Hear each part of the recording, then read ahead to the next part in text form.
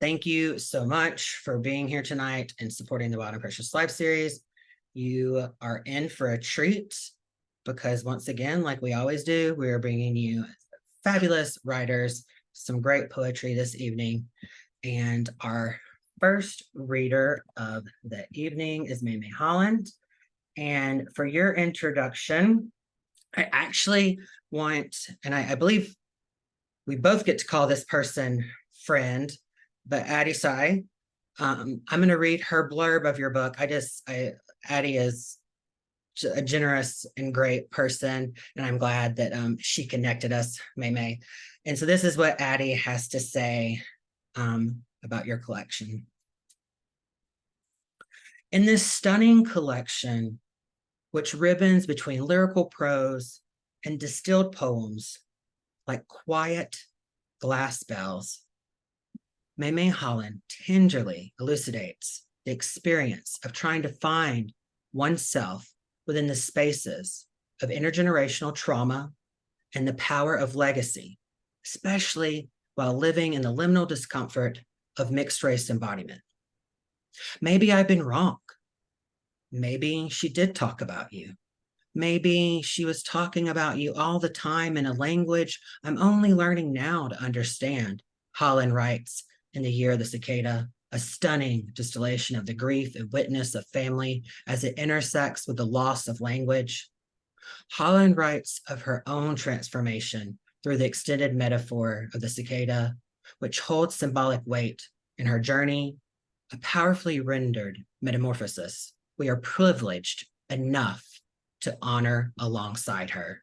The screen is yours. Thank you for being here tonight. Thank you so much for having me. This is really such an honor to be here with you all. I can tell that this has a real community energy. So thank you so much for opening it up to me. And this is a very exciting time for me because this is my first book to be published, really among one of the first things I've ever published. And it is officially coming out next Friday. So this is a very exciting time for me. And this is one of my very first readings. So thank you all so much for having me. And here is my book, Year of the Cicada, coming out next Friday on Jaded Ibis Press. So I'll just talk a little bit about it and then share a few pieces from it. And yeah, really looking forward to sharing this space with all of you. I'm from the suburbs of Washington, D.C. I grew up in the Maryland suburbs of D.C. And in that part of the country, we have the 17-year cicada. So they first came when I was 12 years old, and they came again when I was 29. And this book is kind of the exploration of those intervening years, them coming again at 29, giving me the chance to look back at that first time they'd come. And I think that was kind of the project for me, was this like revisitation of things that had happened in that period. One friend asked me sort of what was I doing with this project, and I said, I'm just trying to make a heat map of my experience, just trying to see like what still has some heat or energy there for me, and re-exploring it, revisiting it from the other side of the cicada visitation. So I will read you from the very start of the book. The first poem is called 12. First time, Mom said, her mother killed herself. I was in the back seat of the car in the Montgomery Mall parking lot. Same year, Mom said, I liked being 12, but I don't much like listening to it. I cried in startled anger. Pearl didn't want to meet me, as if a sour granddaughter had weighed heavy on her mind. I was 12 when the cicadas came. They showed up on mailboxes and on chain link fences, littered all across the streets and yards, sometimes in their corporeal ink ugliness, sometimes just the shriveled browning remnant of a body they'd once worn. The neighbor across the street baked them into cookies and diced them up in tacos without telling her 3 daughters. She was the kind of lady who gave out raisins and toothbrushes at Halloween. At school, I would laugh at blonde boys wearing soccer jerseys who offered to put cicadas in their mouths for dares, exchanged for lurid truths. Sometimes you would see them, the cicadas, in the very act of leaving their old bodies behind. Transformation, it turned out, was a gruesome thing to watch, and it left grotesque remains. I don't know what happened to all those semi-carcasses. They couldn't have stayed around more than a few weeks. Did something eat them? Did they decay? I do not remember. One day they were gone.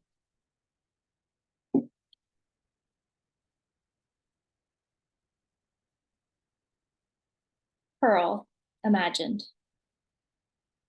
Mom always has beautiful, long fingernails. We lie together in her bed, my sisters, Mom, and me. It works like this, Mom says. Your genes will load the gun. Your life will fire it. So keep your fingers clean and off of triggers. I take the extra pillows and I hold them in between my knees to be sure there's nowhere left to rest for the woman rocking silent in the corner. Dark hair melting into gray, palms dripping black with bullet grease.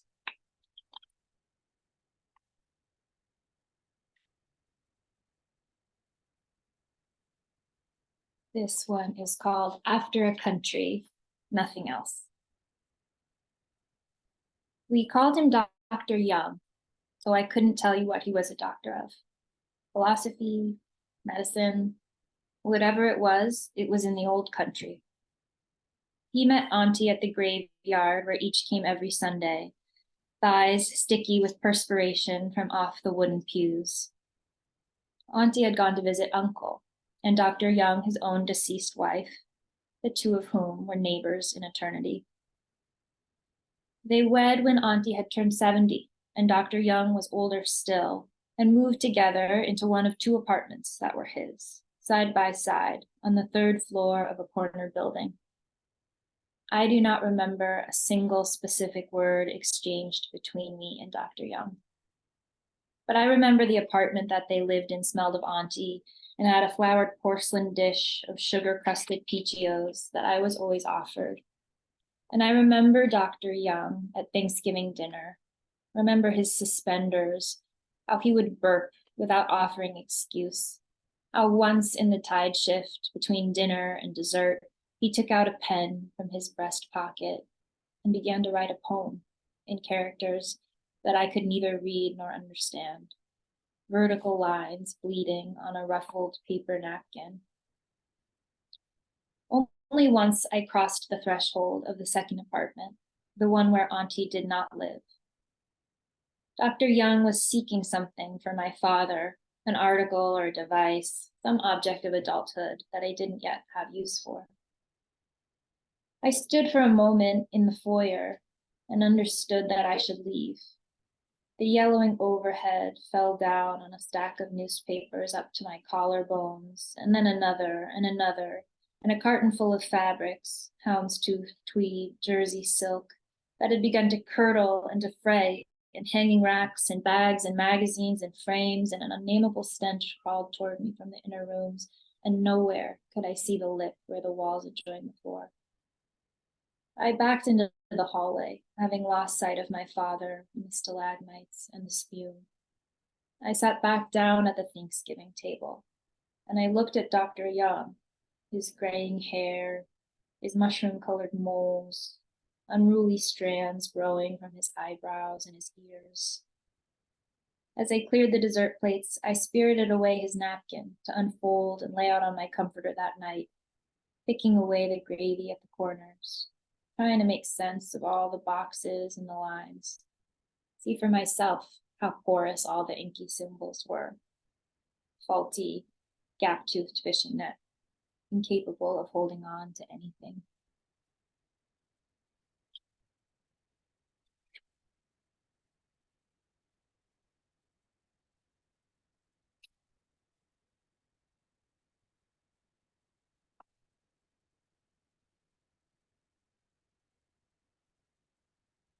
This one is called Miss China. Aunt Jane said that in Asia, I look like a child of war. Funny, I had thought myself some kind of proof of peace.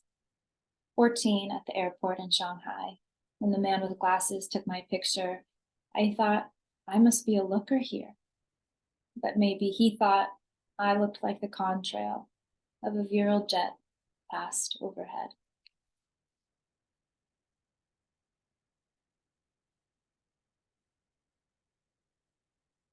I'd grown up on Where the Sidewalk Ends.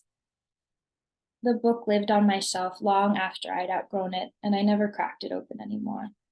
I could only see the spine, and sometimes when rearranging things, that cover, little kids curled over themselves in black and white, the crumbling pathway stretched over a void. It sat on my bookshelf next to journals where I began writing about polar bears and talking about taking up less water, less electricity, less oxygen, less money, less time, less money, money, money. My mind was like the untrained puppy that, left alone, begins to shred things and to scratch things and defecate and cry. Best not to let it get too bored. Best to tire it with runs in the park, elaborate tricks, training to be best in show. Nothing I dreaded like the unscheduled day. I knew by the end of it the walls would be marred with claw marks, the carpet ripped up in the corners, the whole place rank with the odor of waste. I had tried to explain it once to Jenny. We were trudging around ancient cities in the snow, cracking sidewalks, slushy, roads of battered cobblestone. I tried to say that somehow I'd lost track. What was the point of everything again? I couldn't quite remember.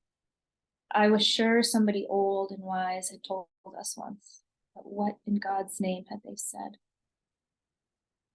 Everybody thinks those thoughts sometimes, she said, readjusting her scarf with her gloved hand.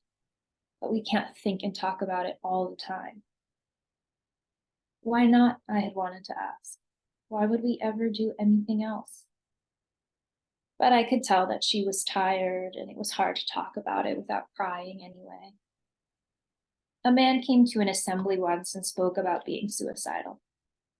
Nobody wants to die, he'd said. They just don't want to be alive anymore.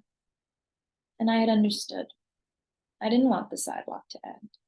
I just didn't want to keep on walking.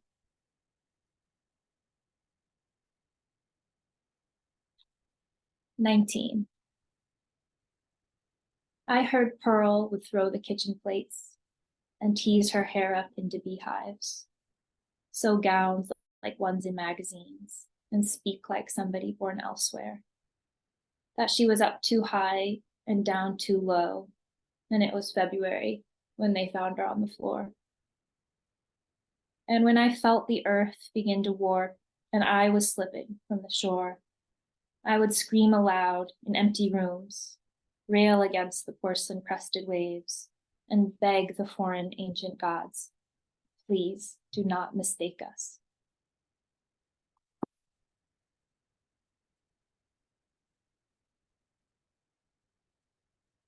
I'll share just two more. I don't want to take more than my time, but this one is called Untitled.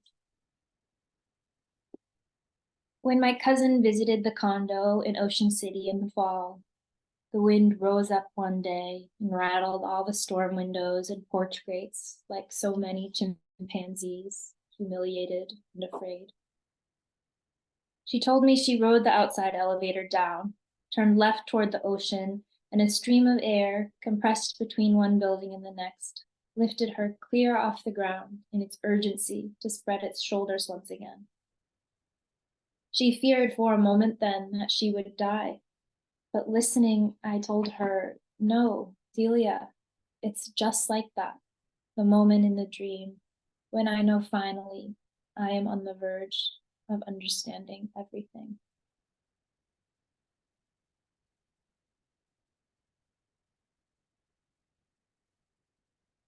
And my last poem, the last poem in the collection, is called Pearl Imagined 2. You should remember this, she said. You might never see it again. Sitting on the patio, February buds like grains of rice along the branches. She's always saying things like that, as if tomorrow the apple will collapse into the little hollow at its core. The oxygen will condensate back into lye. I pick at a cuticle to keep my eyes from rolling. She smiles. I just don't want you to be caught off guard. We watch a squirrel skirt the yard. He knows, she says, as we watch him take flight, cling to a trunk, like it's the one soft thing in a world made of wire.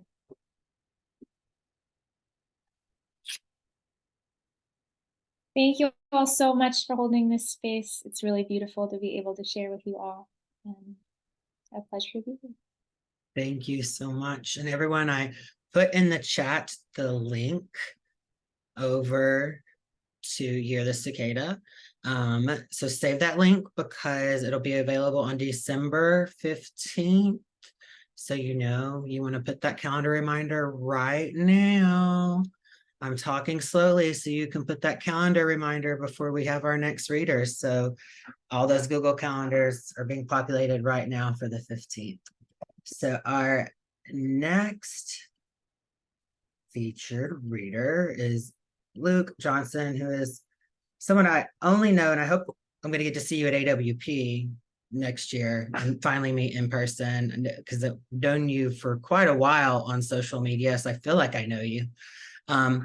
For your introduction, there's just a poet, y'all may have heard of her, Patricia Smith, Patricia Smith, if you've heard of her, the goddess that is Patricia Smith, had this to say about Luke's book, and that's what I'm going to share. In Quiver, which implausibly is his first full volume, Luke Johnson cements his title as the uncontested master of shadow. These unnerving poems are the rustle in a vast and unrelenting dark. They are both salve and injury to the body. They are numbing slap and an easy solace. The poet trains your eyes upon things that you never wish to see and holds you there with chilling narrative and fierce lyric until terror gives way to beauty. Am I saying? Yes, that's exactly what I'm saying. Quiver will change the way you see. Patricia Smith. Thank you so much for being here, Luke. The screen is yours. All right, first a sound check. Can y'all hear me? Okay, great. First, thank you, Dustin, for the invitation. This is a real treat. So thank you so much, Mei Mei. That was beautiful, beautifully sublime, meditative work, and I really appreciate it. So thank you. Yeah. So congratulations, Mei Mei, because I had my first book, Quiver, just came out. Oh, actually, I blurred it back. There you go. You see it now. There you go. Quiver came out at the beginning of October through Texas Review Press, and it was a long time in the making. It took me about 10 years, lots of bridesmaid finishes with awards and all sorts of stuff, and then finally landed with a good press. So I'm thankful. So in case my editor is going to see this, thank you, Jay Bruce. I really appreciate my editor. He's a great editor. Yeah, I think Patricia nailed a lot of what this book is. It's a reckoning. I come from a long line of broken, abusive men. And so the book deals a lot with toxic masculinity and then bridges into fatherhood. And so I'm going to read 3 poems that kind of deal with the early reckoning portion of the book. And then I'll read one of my poems to my daughter. And then I'm going to read a couple poems from a new collection that's currently on my editor's desk that I'm excited to read. And if I have time, I'm going to read a poem that last time when I read it, Dustin really enjoyed it. So if I can get there, I'm going to read that poem. So, okay. So thank you so much for being here. I really appreciate it. I'm going to begin with a poem called Bagging Mallards. Bagging mallards.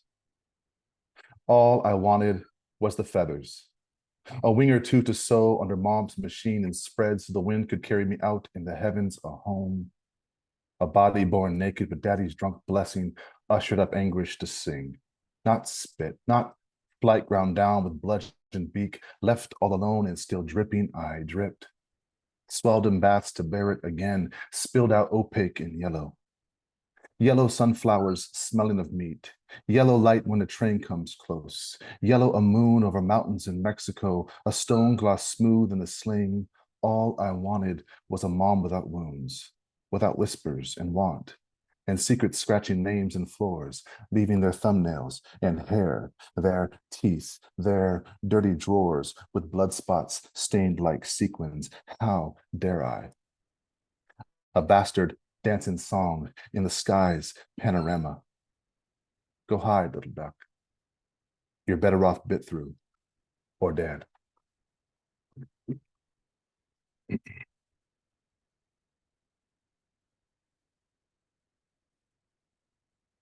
This book is sort of in order for me to forgive my father through the course of this book, I had to take back a lot of my power. And so this is kind of one of the first poems that did that. And it's titled as Numbers 14:18, which is actually a scriptural reference, which is the sins of the father will ripple into the third and the fourth generation. Numbers 14:18. I've never told you how my father tied a drunk man to a chair and snapped the first 4 fingers on his left hand. How the moon, a sickle soaked in milk, hung center the window cracked from frantic birds, and how the man, his dad, howled like a stray in the hills. The boys bragged of Mei Mei. You might be wondering what happened to the 5th finger, his thumb, and whether it stayed straight or faced a similar form of fracture, but none of that matters. In the time it'd take to detail a thumb pried loose, I could move from the shed to the house a quarter-mile north, where my nana swirls thyme and soup and sways her hips to Stevie Wonder, John Prine. How can she dance when the dead crawl inside? How can she dance with a body branded, owned by a beast, a belt that blooms the tremors? Believe when I tell you the 5th was spared, that my father ran out of brandy, out of spite, stopped soothing with brass, sought light, and stepped out, deeply hidden, an animal crazed for water, that he found in his search an oasis. And there lapped stars until shame clotted, concealed, spread like mange, and swallowed him. Sometimes that's all that it takes. One taste, one, for the dead to enter and eat the insides of a boy, of a boy, of a boy, of a boy, of a boy, of a boy, of a boy.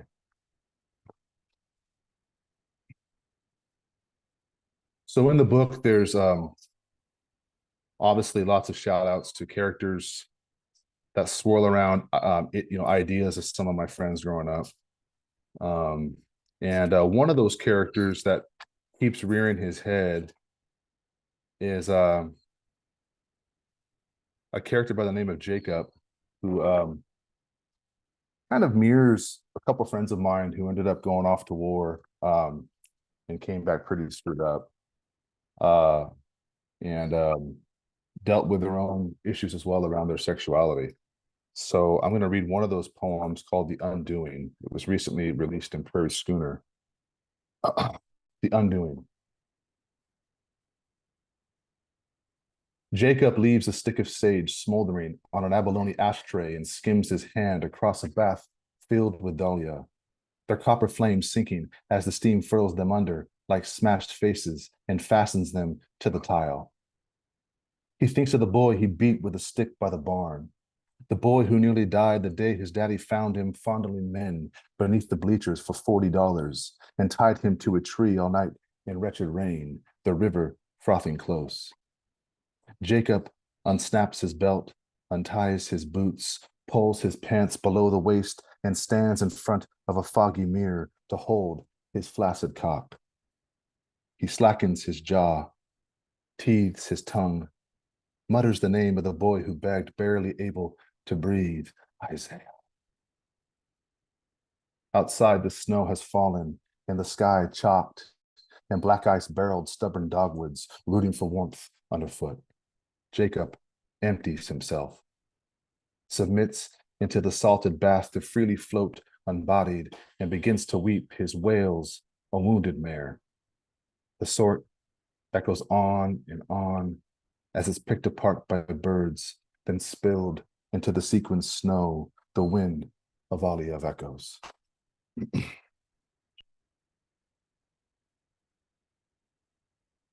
So my speaker goes through some reckoning and then emerges out of father. And the last half of the book is really written to really my kids, who I was recently asked by someone in an interview if I purposely set out to write poems to my kids, and no, they kind of just appear. And so this is one to my daughter. Move in the world, my daughter, and mirror the sound a robin makes when weaving string to scabbed branch, but struggling to finish the knot. Believe me, love, the world is cruel, and the sky, though silent, filled with terrors, swarming the swill of your voice. I am worried. To tell you this surely will smother your song, turn its glitter to soot, but what do I know? I walk like one on 10-foot stilts, afraid if I don't, the dead will wake and make of my breath a fading impression, a blemish. That I will be the thing forgotten as days turn over nameless hours and roll among weeds like wild harps, like chalk dust thrown to wind. Oh, darling, when I say sit, please stand. Do not heed my monstrosities. Run towards silos stitched with rust and climb them so the light which slats mimics the rain's staccato. Shout loudly, sway, and bare your teeth. Cry by creeks where prey seek shelter and lullaby there. Ladle the spark that leaps from their fur when rifles ravage them low.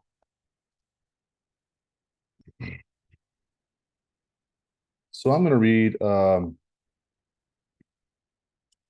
I think I have time. Oh, thank God I do. All right, okay. I really want to read that poem. I'm going to read a couple poems out of a new collection called Distributary. And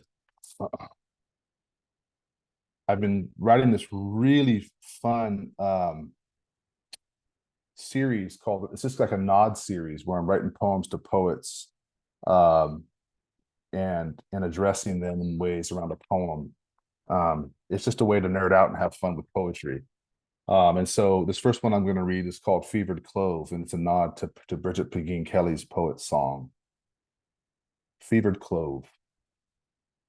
The truth? There was never any goat. Lovers tangled in the knee-high grass and groaned the way a goat would when giving birth. The poet caught a freckle of moon on feral skin and could taste the sweat their teeth exposed, the spice of fevered clove. The song? Nobody sang. Unless you count the distant cars on empty interstates and sit beside them turning the dial to scan for rock and roll. And then there is the tongue that taps the teeth and reminds oneself of Chet Baker. But what about the heart? I know the heart, that useless thing, that murmurs like whales under miles of water and makes of its swell a heavy explosion. I want to believe a head was hung, and as it swayed, the children circled, pointing to its sparkle. But suppose a poet watched lovers mingle and made a music of the smoke they passed, the pleasure of touch like leashing a goat and leading it into the dark. And here's another one of those nod poems. This is called Dagger, with a nod to Philip Levine in his poem, What Work Is. You stand at the back door reading What Work Is, and want nothing but rain and solitude, and the scarlet flowers falling like flame daggers from the tulip trees. When your son comes running naked in his striped socks and starts to shake his skinny ass towards sky and yell what sounds like fuck over and over, fuck, which really means duck, a flock of them, weaving trees in fluid formation and clanging a sound so terrible you think of Wagner, the worst music ever invented, lifting from the blown speakers of your daddy's Buick, while he weeps and laughs and bangs his head against the glass until the grieving, the voice of his brother, fades inside the fractured light and leans into the river, where you'll float one day in a funeral suit and wait for rain to crack the clouds and consume your face. So holy a moment. Your son has stopped to study the fear that floods your eyes and drapes his hand in yours, says, Daddy, come dance for the ducks. And you do. 1 step, 2 step, 3 step, bow, 4 step, 5 step, spin. And I really wanted to end on that poem, but for Dustin, I'm going to end on a poem called Bless the Mouth. And this is a poem that was written 100%. Don't take any, there's no ambiguity to this. This was written to blowjobs. Bless the mouth. Bless the mouth that saunters silk of spit. Bless the hand that holds the head and bobs it back and forth. Bless the build, the bridge, the white noise whittled from the body's blazed tremolo. Bless the gaze, slap of skin, spilled wine. Bless the wine, the bite, the tang, sticky pleather. Bless the pleather. Bless this humid coming and going, to contort a tongue to the rhythm of rapture, a rowboat swept in a flood. Thank you very much. It was a pleasure.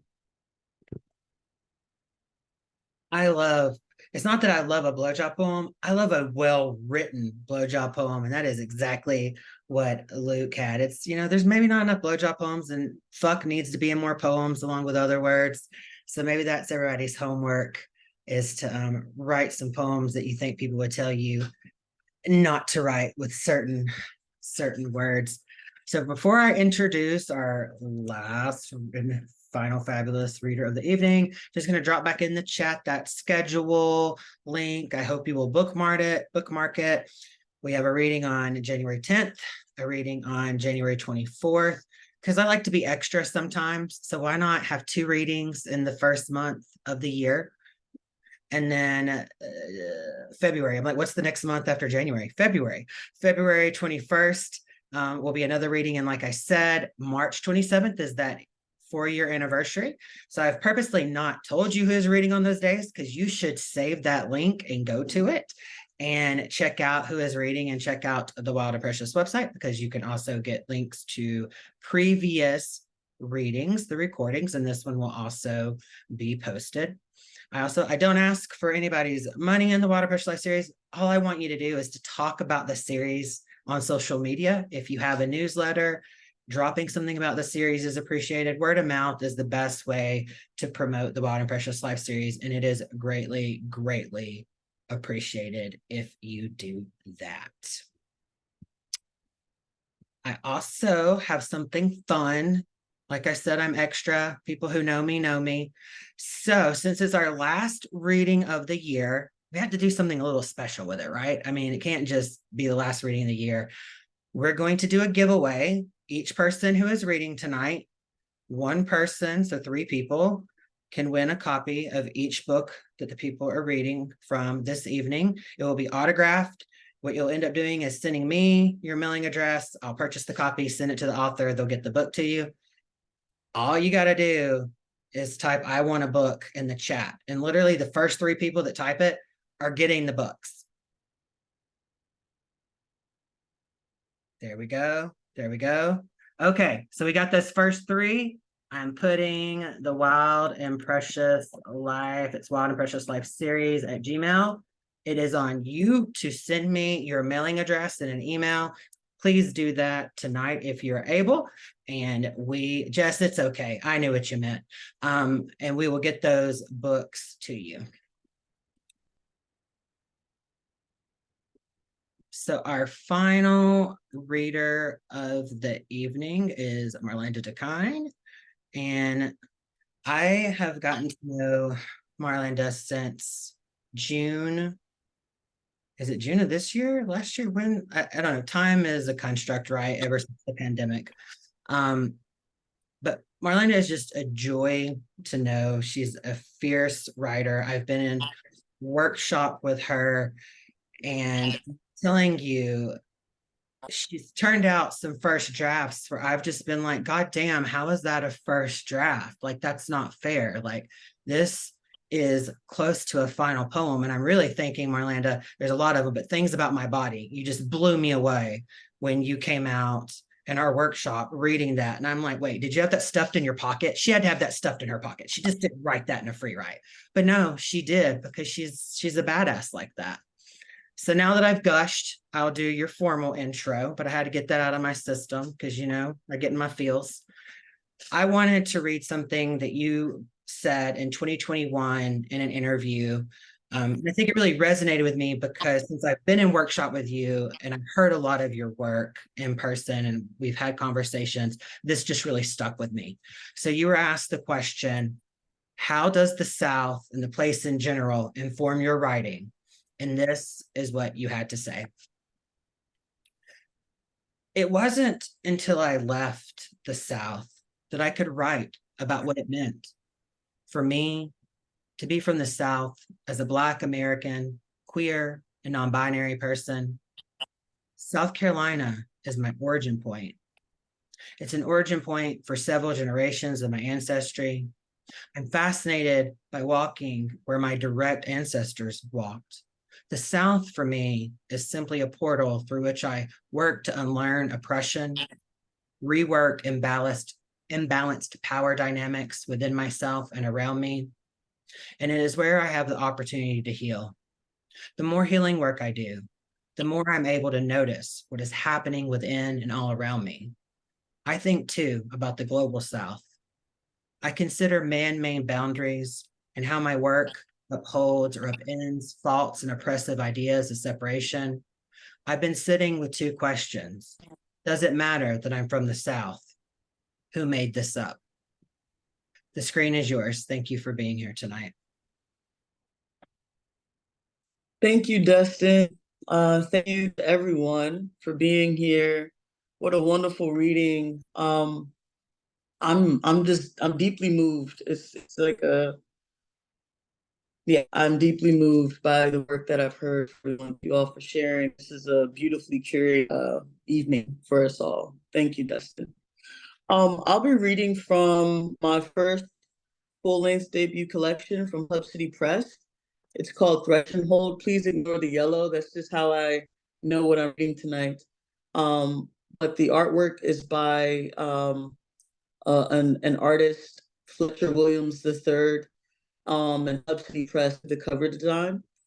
I'm going to start my time now so I don't go over. I can't think of anything else to say about the book that Doug hasn't already said, so I'm just going to start sharing poems, and if something comes up that I want to say, I'll just use my time to say it. But thank you all so much for your attention. I'm going to start the first poem that opens the book, called The Black River. The Black River, whispered dreams, Spanish moss reached. When we moved back to where my parents grew up, I was eating more rice than I knew existed, and I did not want to be. Up and down. The village is known as Jackson Village Road. I didn't understand. Speaking to me and telling me which of our dead I had prayed home, home, home, home, home, home. Why people were stories. I resembled so many cousins and so many questions for as much as I wonder home, home, home. I understand home while we're speaking to me in home, stories telling me home, which of our dead home I resembled home, so many cousins I had home, and so many questions for God I have never prayed home, as much as I home, home, wonder, home, home, home. First Lady of the Church. I want to remember how she made the run, praying scriptures, spells while sitting next to peace lilies. So many times I was afraid of her searching for camphor, her tales of the plat eye and hags, burning pine needles, all while laughing at the audacity of wayward men. Grandma Thelma turned trees into so many things. She'd disappear into grapevines unbothered by snakes, return with her brown hands purple and wet. She mashed muscadines into wine like her 8 children, graduations, marriages, her own ever-widening family tree. Grandma stayed humming, telling folk how God come we. Called my grandpa Mose because everybody knows he knew God. She knew his hands flung her face into Red Sea blues. His voice shook pews. He came for my grandmother. His hands took her tooth.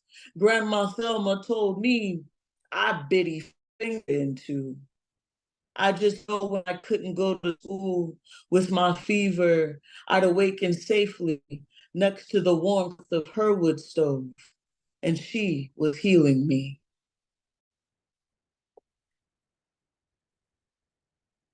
My grandma told stories or cautionary tales. Grandma Thelma told me if I slept on my back, a hag would ride me and I'd never return, so I trained my body to sleep on my stomach. Even now, if I wake up cold, I open my mouth and repeat the 23rd Psalm. Grandma Thelma told I a plat eye when I was 7 years old. I could imagine first knees growing full bodies to walk the hungry road, an entire body nicknamed Plat. Grandma Thelma told me I'd feel welcomed by the eye. I'd be made to feel safe and loved. But if I looked directly into that big white-bodied cornea, I'd forget where I came from. I'd be disappeared.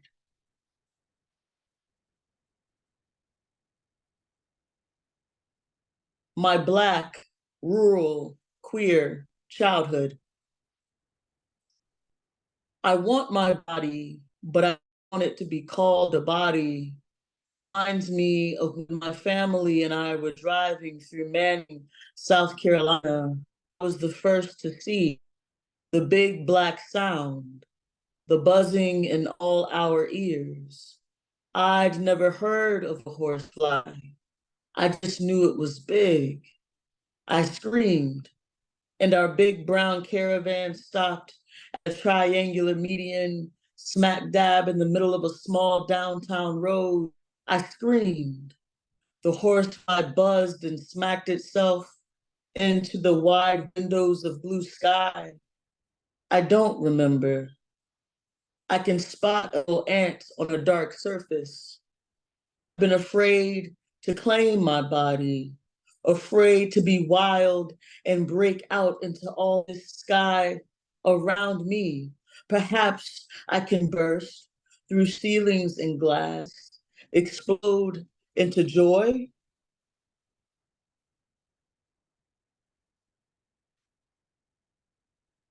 Jackson Village Road. You grew from your granddaddy's dirt and evergreen spaces.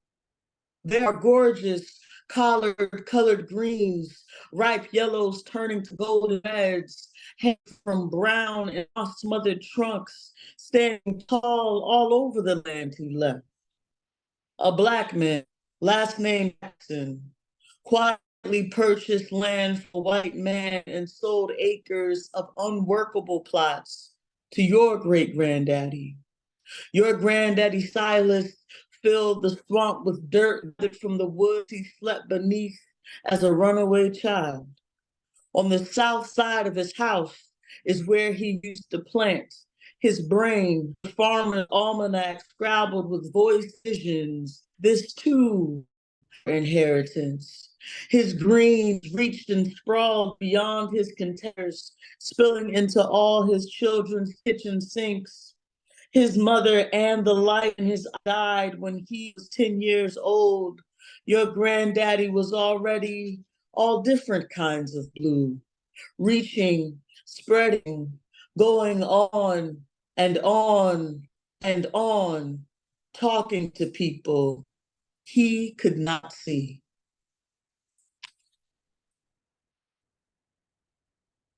I hope y'all are all right. I always ask that question when I'm in face to face, but right now it's me, the screen.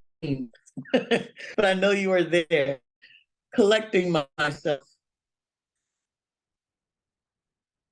I opened the door and all the girls were gone. No one was peeking into my bathroom stall anymore. No one asked me if I am a boy today. It was just me, sitting on a cold floor, waiting to open my eyes. I imagined their spit was river water shined by moon. I could drink from it.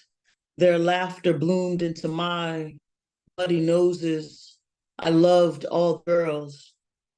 The closest got to one of them was in fourth grade PE when India aimed the baseball and caught me hard in my eye. She ran over before the teacher could see, and she searched my face for blood. I waited for her to pick me up like I belonged to her.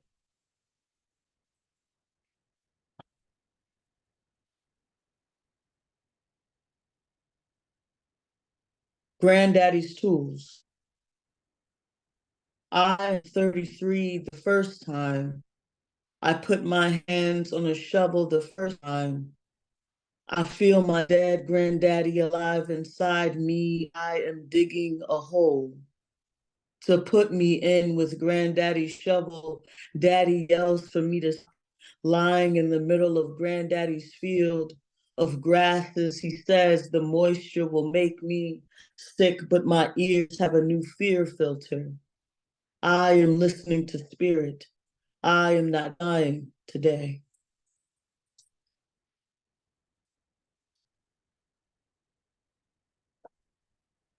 Brain memory. In this particular poem, the speaker begins to use Gullah Geechee language, but only with the pronoun. So you'll hear EM as the pronoun, which is a gender neutral pronoun. Well, I can't say that all Gullah Geechee people are gender expansive folks. I can say that they're gender descendant, had lots of fun with the language, and I continue to do so. So here's me playing with that. Grain memory. A wishbone branch falls from Grandma Thelma's oak for me. What do you know about magic? He asks. He bends the old body down, turns the wishbone branch into a cross, places around my neck. I am trapped at the Black River's right shoulder, remembering my grandpa Mose never wore anything but church.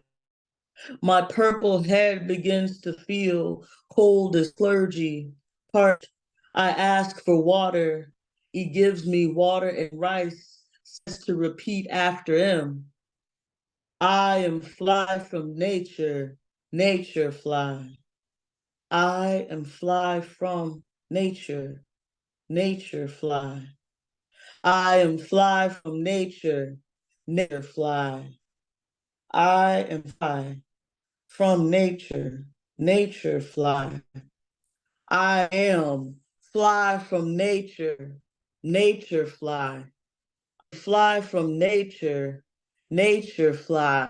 Ah, I get it. It's an affirmation, I say. And he laughs in wind ocean songs. He whispers, do not be trapped by language. A voice begins to beat my chest cavity in rhythm, half thresh from grain, separating me from need. I thought I'd snapped that wishbone branch myself. Oh, I am fly from nature, nature. At dusk, gleaming marigolds gathered beneath my feet, singing, we were stolen, shipped across the Atlantic.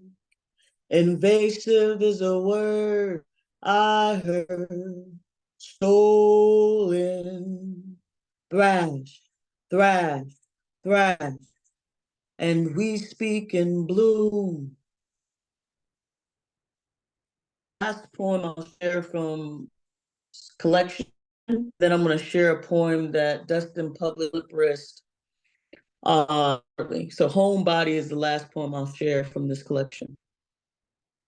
My bones are not just my own.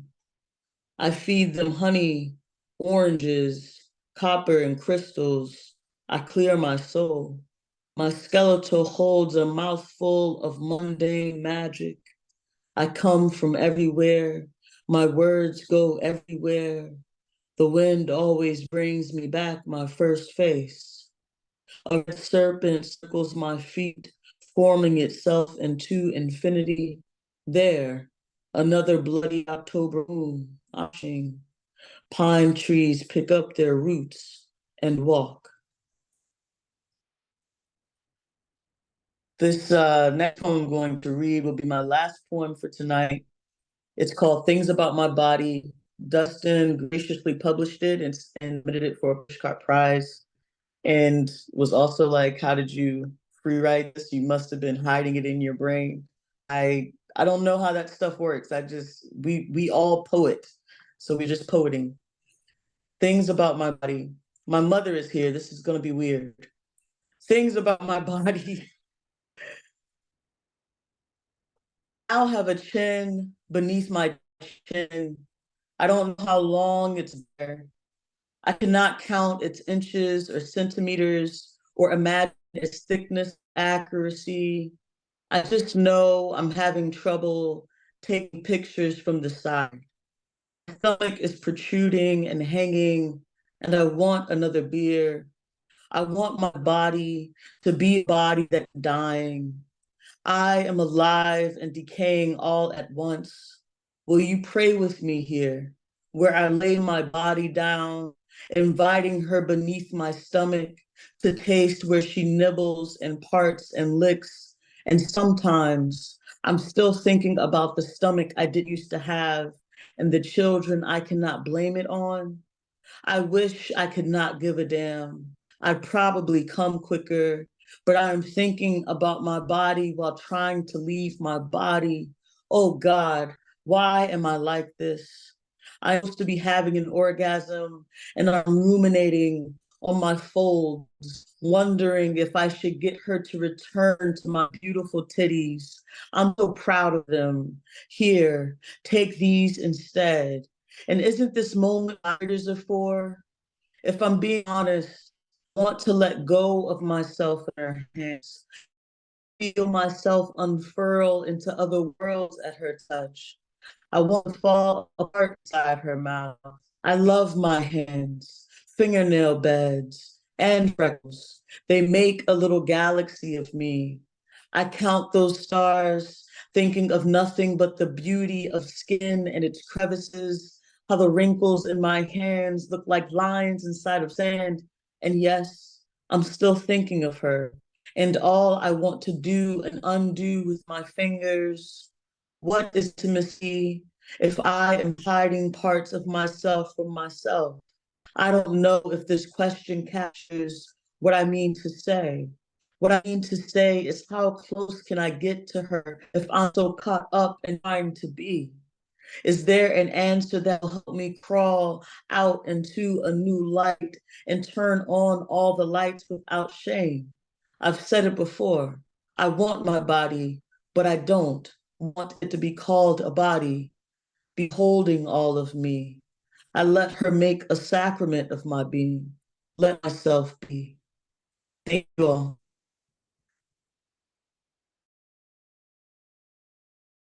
Thank you so much. I'm going to put the websites for each poet back in the chat, so save those. Visit their websites. Can't purchase a book tonight, save those links, purchase one when you can.